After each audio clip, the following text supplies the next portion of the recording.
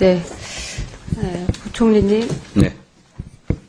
우리나라 가계부채가 세계 1위입니까?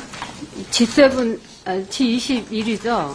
네. 기업 부채도 거의 7위 정도. 그래서 GDP의 100%를 넘는 상황입니다. 네. 그리고 시중금리가 지금 계속 인상이 되고 있습니다. 그래서 대출이자 부담이 점점 커지고 있죠. 즉, 민간 섹터를 통해서 경제 활성화를 이뤄낸다는 것이 지금으로서는 기대하기가 굉장히 어려운 상황입니다. 그래서 국가의 재정의 역할이 제가 어제부터 강조한 거지만 무엇보다 중요하다. 물론 당연히 물가 상승, 양적 완화로 인해서 긴축 정책을 해라라고 IMF 어느 국장이 말을 할 수 있고 그것도 옳은 방향이긴 하지만 중장기 경제 성장을 위해서는 선택과 집중이 필요하다. 재정 돈을 어디다 어떻게 쓸 것이냐가 중요한 거잖아요. 네. 예를 들면 경기부여 갑자기 여기서 주담대 대출 막 늘리고 건설기기 부양하고 이러면 안 되겠죠. 네. 하지만 무엇보다도 R&D 예산 삭감한 거에 대해서는 제가 다시 한번 오늘 얼마나 지금 문제가 있는지를 다시 한번 강조를 하려고 합니다. 일본이 30년 동안 저성장을 한 거는 저는 무엇보다도 정부가 제대로 된 역할을 못했다고 생각해요. 정부가 재정 지원을 제대로 못해서 다양한 분야에서 기술 혁신이 일어나지 않아서 노동 생산성이 전반적으로 저하돼서 성장이 계속 저하된 거죠. 그래서 다시 한번 우리 R&D 예산 삭감이 얼마나 이제 중요한 문제인지 다시 한번 제가 연구기관과 연구한 부분에 대해서 질의를 드리겠습니다.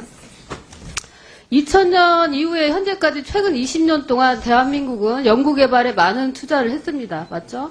네. 2000년 전체 근로자 대비 연구자 비율은 OECD 평균에도 못 미쳤는데 2004년 평균에 도달한 이후 최근에는 OECD 국가 중 압도적인 1위 국가가 되었습니다.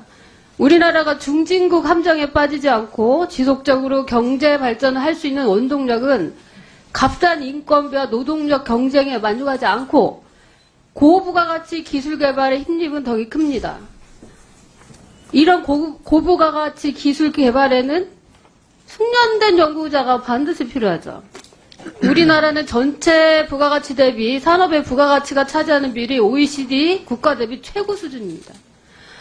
GDP 대비 R&D 투자액의 급증으로 이게 설명이 되는 건데요. 실제로 2000년에는 OECD 평균 수준이었지만 2010년부터는 이스라엘과 더불어서 세계 최고 수준을 기록했고 최근까지 3위 그룹과의 격차를 더욱 확대해서 이스라엘을 제외하면 압도적으로 R&D 투자액이 가장 많은 국가로 발전을 했어요. 이스라엘과 우리나라를 제외하고 R&D 투자가 가장 많은 나라는 어디예요? 이스라엘, 한국 빼고 대만, 미국 순입니다. 네. 네?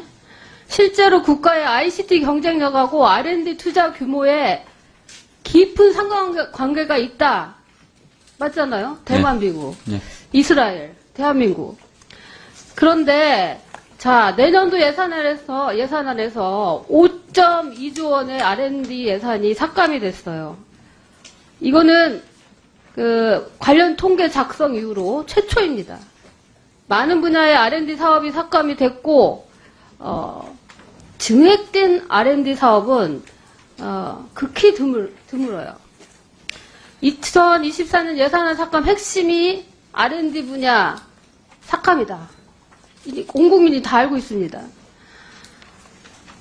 이게 이 16.6% 대규모 삭감을 하니까 단기적인 거는 물론 중장기적인 R&D 사업에도 큰 차질이 발생을 했어요.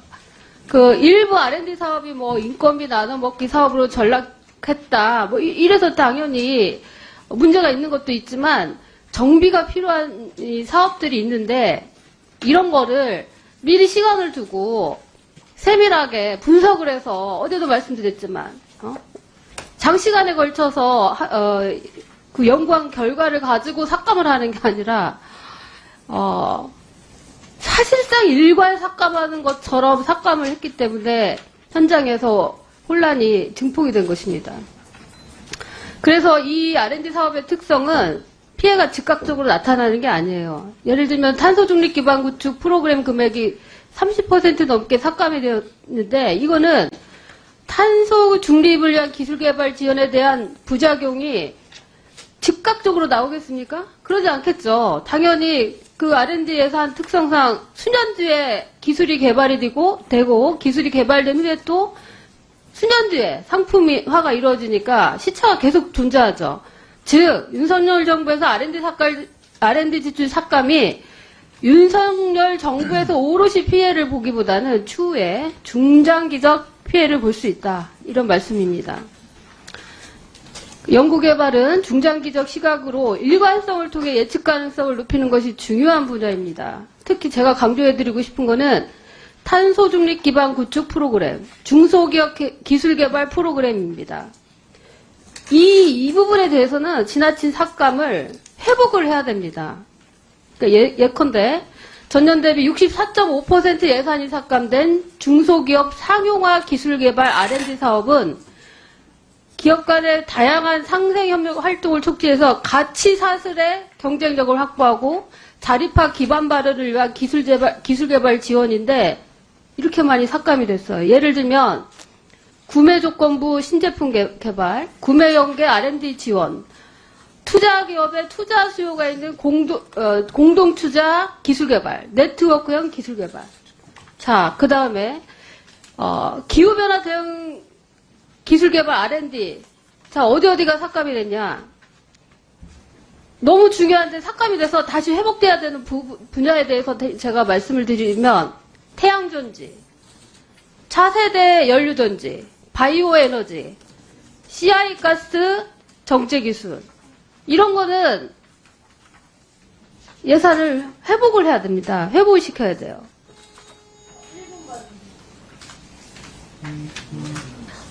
이런 사업들이 갑자기 삭감이 돼버리면 장기적으로 국가 경쟁력이 바로 약화되겠죠. 아까도 계속 말씀드렸지만 선택과 집중이 중요합니다. 그러니까 중장기적인 개발을 끌어낼 수 있는 기술에 대해서는 이렇게 일괄 삭감을 해버리면 절대 안 됩니다. 제가 다시 한번 부탁드리는데 이번 예산 결산에서 이 예산 부분만큼이라도 회복을 시켜줄 의지가 있으신지 제가 부총리님께 부탁과 당부와 함께 질의를 드리겠습니다. 예. 전체적인 취지에 관해서는 아마 저하고 의원님하고 생각이 거의 같은 것 같습니다. R&D가 중요하고 이것은 바로 효과가 나타나지 않지만 중장기적으로 정말 중요하다 하는 거고 국가 미래를 결정한다. 그리고 또 아까 언급해 주신 몇 가지 영역 저희들도 다 같이 중요하게 생각합니다. 지금 정부에서 R&D를 혁신하고 좀 구조조정이 필요하다는 것은 그동안 굉장히 빠르게 급증해서 R&D 예산이 오는 과정에서 제대로 된 구조 조정이나 혁신 이런 것들이 별로 없었다. 그래서 너무 이 방만하게 나눠주기식으로 나눠먹기식으로 뿌려주기식으로 이렇게 소규모 과제가 굉장히 방만하게 많이 갔다. 저희들이 R&D 과제를 보면 7만 5천 개입니다. 7만 5천 개. 그중에 2억 원 이하가 5만 3천 개 70% 정도 됩니다. 그래서 그 중에 기묘한 게 있고 물론 좀 불필요한 게 있을 겁니다. 그래서 이번에 대대적으로 보면서 조금 이 소위 말해 군산이 많이 있는 거, 비효율적인 거, 낭비적인 거, 성과가 없는 거 이런 것들을 대거 좀 조정을 하고 필요한데 방금 이야기했을 때 선택과 집중해서 제대로 된데 도전적인데 혁신적인데 이런 데 대폭 전환을 하려고 하는 겁니다. 그리고 이번에 R&D 예산을 이제 깎았다 이렇게 하니까 굉장히 무슨 큰 난리가 난 것처럼인데 제가 잠깐 말씀드리면 불과 코로나 직전 20년에 편성된 예산이 24조 원이었습니다. 22년에 29.8조였습니다. 요번에 조정을 해서 이렇게 갑자기 이 3년 사이에 10조나 늘었으니 이 부분을 아까처럼 그런 취지로 조정을 하는데 요번에 깎은 예산이 요번에 줄인 예산이 결과적으로 보면 약 한 28조 수준을 남겨놓은 겁니다. 지금 과기 R&D 예산으로 25.9조인데 저희들이 교육부, 국방 이런 데 돌린 예산이 있습니다. 원래 R&D 성격이 좀 낮아서 그게 1.8조입니다. 그래서 약 3.4조를 줄인 셈인데 즉 결론적으로 21년 기준으로 27.4조, 19년에 20조 정도 수준 되는 것이 지금 27, 8조가 살아남아 있는 겁니다. 상당한 규모가 많이 있습니다. 그 중에 아까 말씀드린 그런 문제 인식을 가지고 지금 조정을 해나간다. 그 과정에 물론 저희들이 예산 삭감하고 조정하는 과정에서 일부 아마 기묘한 예산이 저희들이 미처 살피지 못한 예산이 있을 수 있을 겁니다. 그건 국회 심사 과정에서 저희들이 잘 경청하면서 살펴보겠습니다. 큰 틀의 취지는 R&D를 제대로 이번에는 하자. 왜 R&D는 R&D란 이름 하에 성역처럼 한 번도 구조조정을 하면 안 되느냐. 그거는 아니지 않느냐. 이 문제인식을 갖고 있다 하는 말씀을 드립니다. 현장에서 굉장히 중요하게 생각하는 거니까 그 부분에 대해서는 예산을 회복시켜 주려고 좀 노력을 좀 해주시기를 부탁드립니다. 그 안에서 필요한 거는 살펴져 있을 텐데 저희들이 심사 과정에서 또 상의 드리고 그렇게 하겠습니다. 예, 수고하셨습니다.